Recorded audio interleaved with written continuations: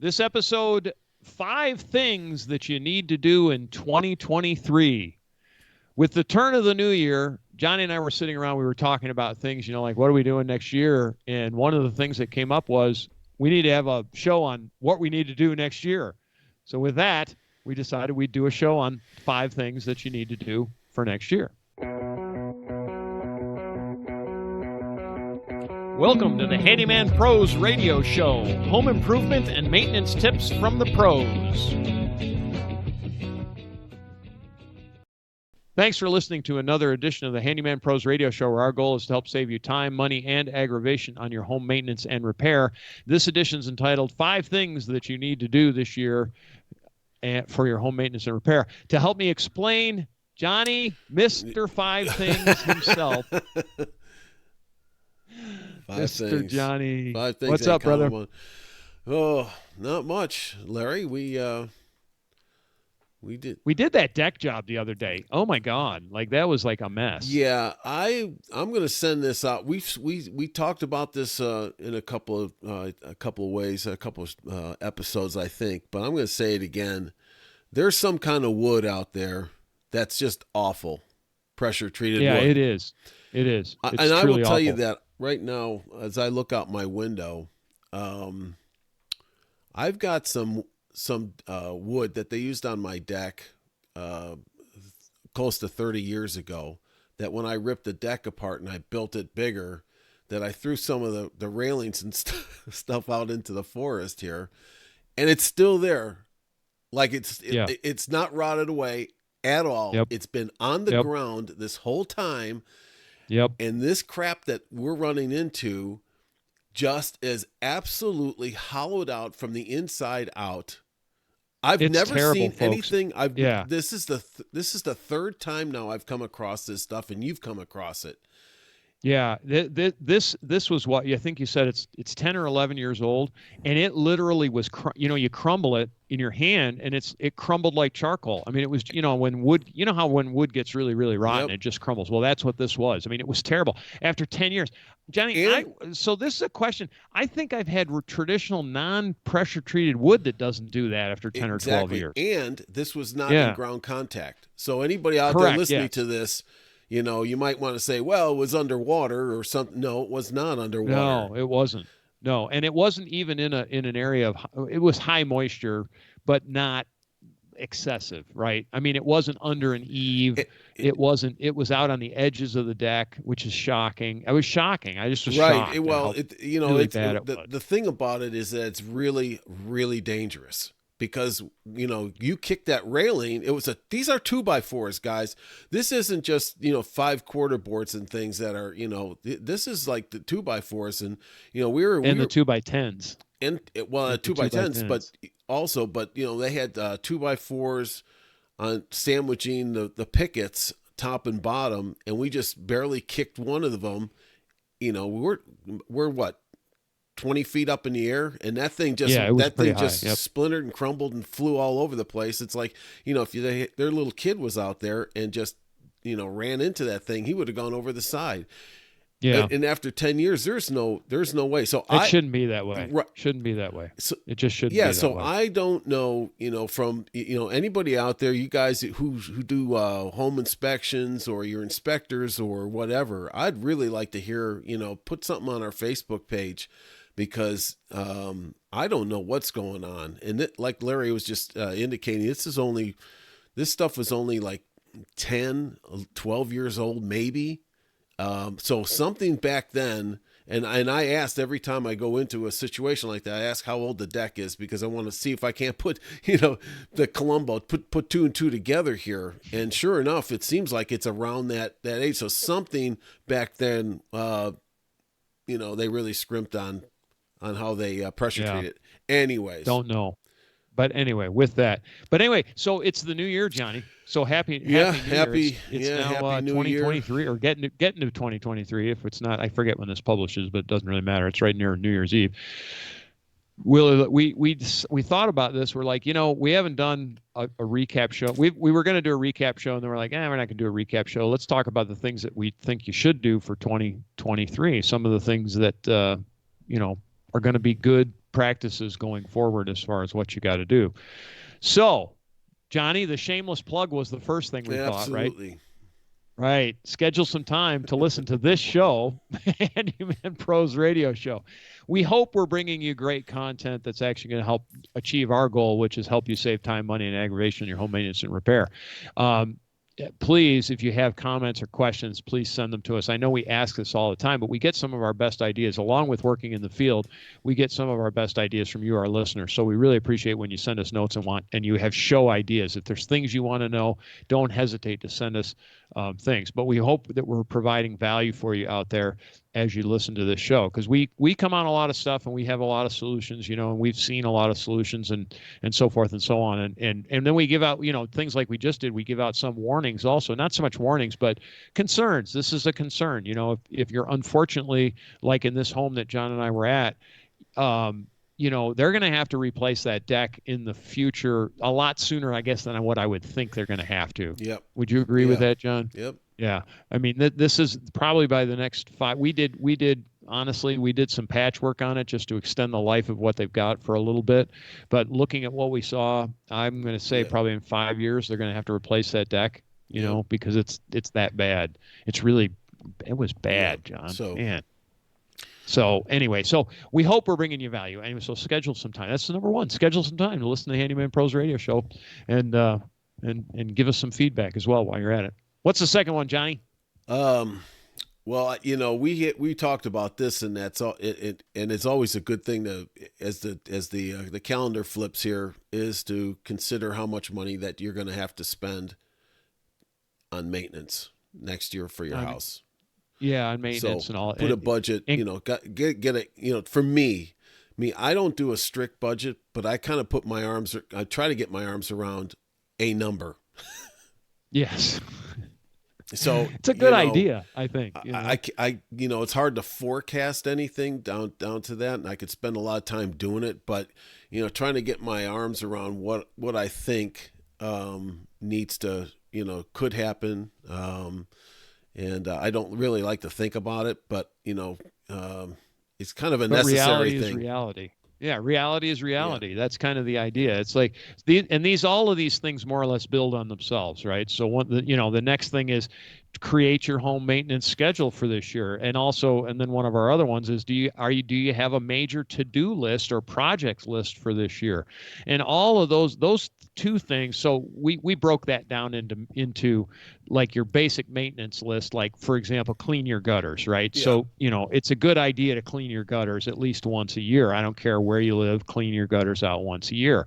It's a low cost item. But then there's the major projects, right, John? Like what do you have scheduled for me? It's for me, I look around and I say, well, I'm thinking to myself, well, I want to really accomplish some things. Now I've got my maintenance list that I keep going after. We talk about it a lot, is the filters and the this, that, and the other. Yeah. But outside of that, there's going to be some big projects that I need to kind of budget for. Yes, but I just an expectation of what I'm going to do. Part of it is we're just talking, right, John? Well, we're just talking about time and money. It's both time and budgeting is two things. It's time and money, and so those big projects can take a lot of time as well, along with some money, right? So yes. And so, for instance, we were just talking about decks. I've got to replace a bunch of deck boards on my deck. The rest of it's fine, but I just have to. That takes time. It's just going to be that's going to be one of my upcoming projects. I'm going to have to restain it. So that's kind of thing. Then there's going to be other things that I'm looking around at, saying I really want to accomplish this. I always like to stay on top of these things. It's like, wow, what, you can't let anything go. No, don't. So that's the main point of the show anyways, is to help everybody to stay on top of these things. But, when I look at these things, I what do I need to do? So I kind of put my major project, and it might be only like, 4 or 5 things. Okay, to start with. Then it drops back to this maintenance schedule thing that you were talking about. Right. Yeah, like maintenance for me, like I kind of call it monthly maintenance. About every 2 months, I run a big batch of ice cubes through my disposal, right, to clean out the inside of my disposal. That's just a maintenance item. That's just oh, I got 10 minutes, I need to do something, that's maintenance. My project list this year, for example, is I need to do a little bit of light grading, as I like to call it, but I'm going to dig out a bit of a hillside and create a parking area. And so that's on my project list for this year, because that's not like I just whip this out with everything that I have. I need to rent a piece of equipment. I need to figure out what to do with the dirt. I need to have, make sure the trees are out of there that are going to get gone. There's a lot more to that. That's a project to me. Yeah, That's not that's the kind of thing I'm talking about. Yeah. And so, but even, and back to this, started off with budgeting. Granted, we just talked about four of the five things that we've talked about, but the budgeting part of that is even on my maintenance items, not that I have to budget for putting ice cubes in the disposal, but there are some maintenance items that I've got to have a bit of a budget for HVAC filters, right? We're going to replace 3 of them this year because that's what we do every year. So it's 3 times $10. It's $30 basically, roughly, $30 to $40 for that, plus this, plus that. So I always like to have an idea of the numbers of the amount of money that I'm going to spend. And there is a difference between maintenance and projects, right? So projects, is kind of its own budget item, and then maintenance is a different item on that list for me. And that just helps me segregate, sort and segregate. So these are part of the things, like when we talk about this stuff, it's a good time, just sit down with a pad of paper. There's one other thing, Johnny. What's that other thing that we always talk about this time of year? It's just update the asset list. I'll tell you that if that's, what kind of changes did you make? It's kind of funny is thinking about that. I bought a new refrigerator, and I had to buy a new oven, and then we bought washers and dryers, and it's just so funny how time goes by so quickly. Right. And it's like, right. Is it been 3 years already? Yeah. And what, for doing this show? Oh my God. I mean, crazy, right? It's really nice to have that information. Like I said, I've got that stuff on my phone, because I use that piece of software that you can get, the application for recording all your assets. But it's just and when we talk about assets, folks, we're talking about things like appliances and all of the things in your home that you can do your whole asset list. Meaning, if you care to, and you want to inventory for insurance purposes, all of your artwork, your couches, all your furniture, all that kind of stuff. For what we're talking about are things just more like appliances, things that have an expiration date, meaning John bought a new refrigerator this year, for example. He needs to remember that he bought it this year. And then he also it's nice to have the model number, the make, the brand, and the model number, because if you ever need to get parts, or say you're going to hire a service technician to come in, honest to God, when somebody calls me and they say, hey, I've got a GE refrigerator, it's model number XYZ123, and I bought it in 2017, that makes a huge difference for the service guy, because he's like, oh, boom. And it's the same thing. It's the same thing with us.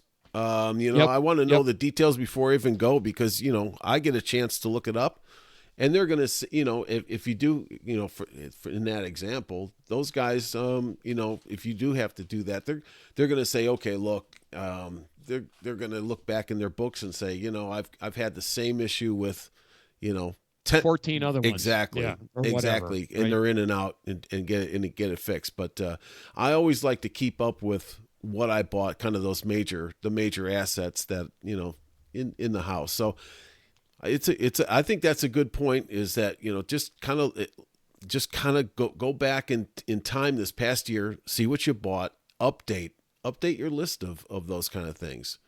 Yeah, just jot it down. Put the information in. There's the software. We did a show on that one, but you can also put in a 3-wing binder if you want. Exactly. Just have it someplace where you can get at it.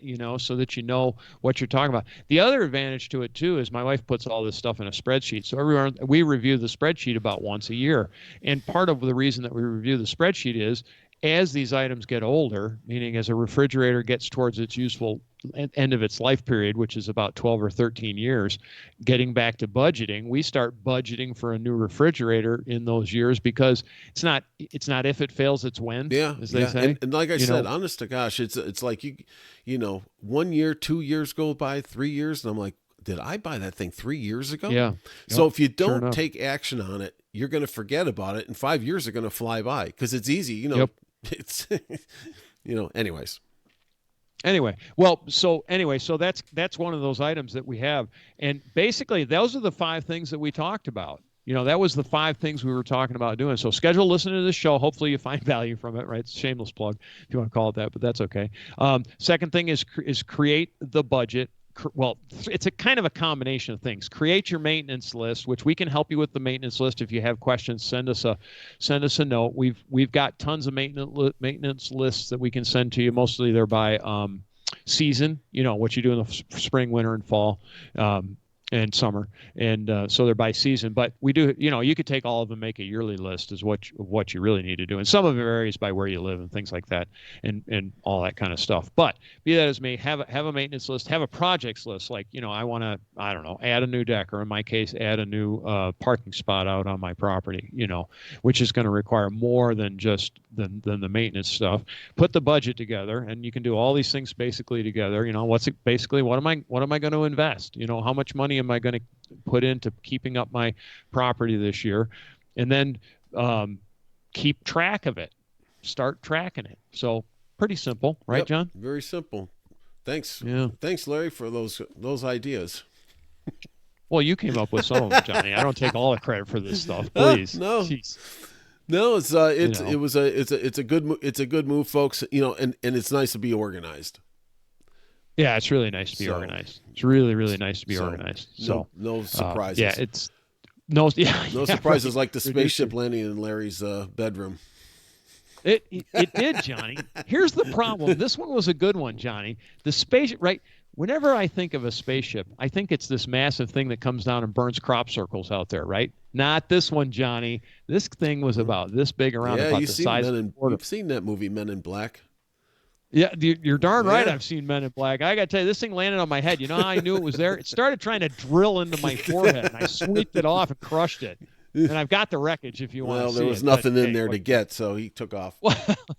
Thank you very little. I'll be here all week. Try the veal and tip your waitstaff appropriately. They've been working hard for you. Anyway. That sounds a little too easy, doesn't it, Johnny? Folks, if you enjoy this craziness that we call the Handyman Pros Radio Show, please send us give us some support. Send us an email. Give us a show idea. Do anything you want. Shoot, call us, whack jobs. We don't care. That's questions@handymanprosradioshow.com or handymanprosradioshow@gmail.com. Sorry about that. We have a Facebook page that's @handymanpros. Tell your friends and neighbors. Send them the links. All that good groovy stuff, and we will see you next week on the Handyman Pros Radio Show.